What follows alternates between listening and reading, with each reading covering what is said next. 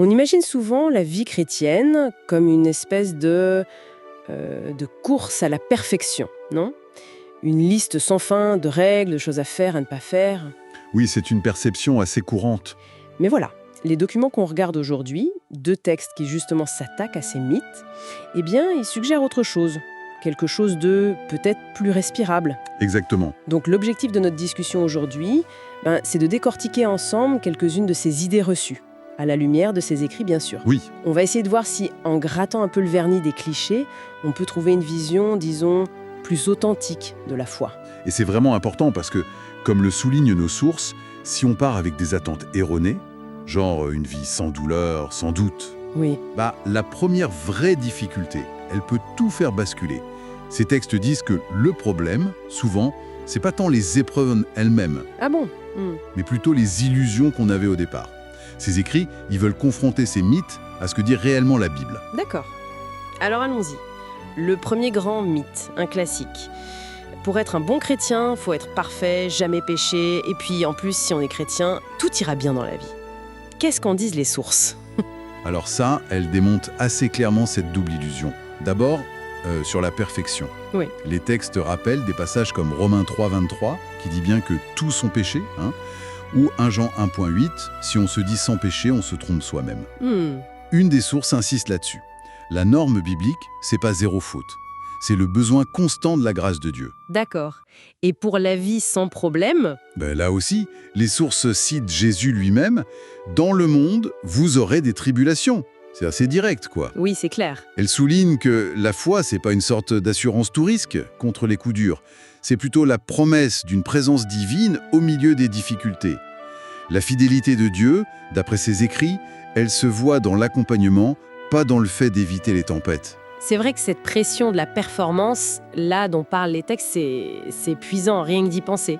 Ils mettent plutôt l'accent sur la beauté de la grâce, le fait de pouvoir recommencer, grandir petit à petit. Exactement. L'amour de Dieu qui n'est pas une récompense pour notre bulletin parfait. C'est un peu ça l'idée qui ressort. Tout à fait. Alors, passons à une autre idée reçue, qui est très liée d'ailleurs. La foi chrétienne vue surtout comme un catalogue de règles à suivre. Oui, et ça aussi, les sources critiquent cette vision un peu réductrice. Elles argumentent que si on réduit la foi à un simple code de conduite, on passe à côté de l'essentiel, le cœur du truc, quoi. C'est-à-dire un relationnel? Un des textes prend l'image de la vigne et des sarments, en Jean 15, pour montrer ce que Jésus met en avant, une relation vivante, une connexion, une intimité avec Dieu. D'accord. Et du coup, l'obéissance, la vraie, elle découle naturellement de cet amour, de cet attachement. Pas d'une obligation ou de la peur de mal faire. Donc l'invitation, si je saisis bien le message des sources, c'est de chercher la connexion avant la correction en quelque sorte. Mettre l'accent sur la relation plutôt que sur le règlement intérieur. C'est ça, exactement ça. La relation vivante nourrit l'action juste, pas l'inverse. Bon, et le troisième mythe qu'on voulait aborder, celui qui dit qu'un chrétien solide ne doute jamais, que le doute ce serait un peu une maladie spirituelle. Ah, le fameux mythe de l'absence de doute. Nos sources s'attaquent aussi à ça. Oui. Elles rappellent que des personnages bibliques majeurs ont exprimé des doutes et pas des petits. Moïse devant sa mission, David dans les psaumes et même Jean-Baptiste dans sa prison. C'est vrai. Un des textes suggère même que le doute honnête, celui qui nous pousse à chercher Dieu plus fort, peut être un tremplin pour la foi. Bien plus qu'une certitude un peu aveugle ou autosatisfaite.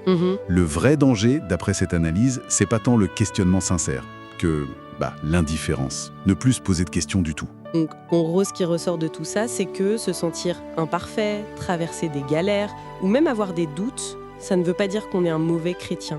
Non, pas du tout. C'est souvent le décalage entre nos attentes, un peu, idéalisées, nourries par ces mythes, et la réalité qui crée le malaise, en fait. Tout à fait. La perspective qu'offrent ces textes, c'est celle d'une foi ancrée dans le réel. Ce n'est pas une promesse d'échapper aux défis de la vie. Non. Mais c'est une invitation à les traverser avec Dieu. Déconstruire ces mythes, finalement, c'est peut-être revenir à l'essentiel de l'Évangile, tel que présenté, là, une relation. Une relation basée sur la grâce, l'amour, la vérité. Loin des mirages de la performance ou d'une vie sans aucune ombre. Et ça nous laisse avec une question pour la route, peut-être, inspirée par cette exploration. Et si on choisissait consciemment de bâtir notre cheminement spirituel, non pas sur l'attente d'une vie facile ou d'une perfection impossible à atteindre, mais sur la vérité d'une présence divine qui reste fidèle, là, au cœur même de nos imperfections et de nos luttes. Quelle différence ça ferait concrètement au quotidien? Bonne question.